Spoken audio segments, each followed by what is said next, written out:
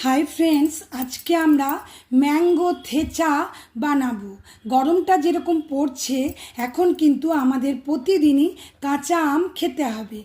एखाने देखुन मैंगो थेचा बानानोर जोन्नो आमी एकटा आमके खोसा छाड़िए एभाবে टुकरो करेছি, कयेकटा काँचा लंका दिएছি, धने पाता और बादामटा आमार भाजा भाजा बादाम किने এনেছি और काँचा लंकाटाओ आमी एकटू तेलेर उपरे हालका करे नेड़े निয়েছি, धने पाताटाओ हालका नेड़े निয়েছি।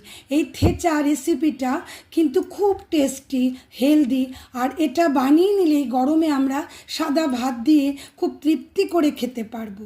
কাঁচা আম কিন্তু আমাদের দৈনিক খাবারের মধ্যে একটু করে রাখতে হবে যেভাবেই হোক। আজকে রেসিপিটা একটু দেখুন প্লিজ।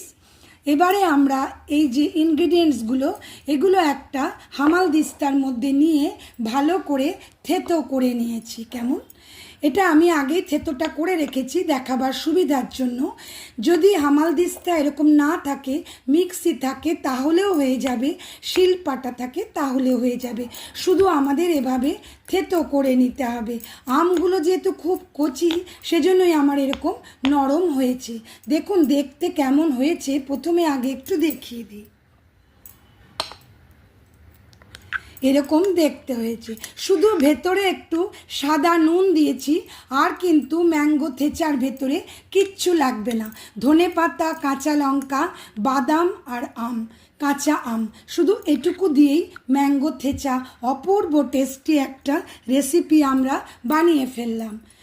এবারে আমি সাদা ভাতের পাশে একটু পরিবেশন করি, খুব টেস্টি। একদিন এরকম ভাতের পাশে রেসিপিটা বানিয়ে খান, কেমন লাগে অবশ্যই কমেন্ট করতে ভুলবেন না। ম্যাঙ্গো থেচা গরমে বানান, বাড়ির সকলকে নিয়ে এনজয় করুন। আজ আমি এই পর্যন্তই, আবার কাল নতুন রেসিপির সাথে দেখা হবে। বাই।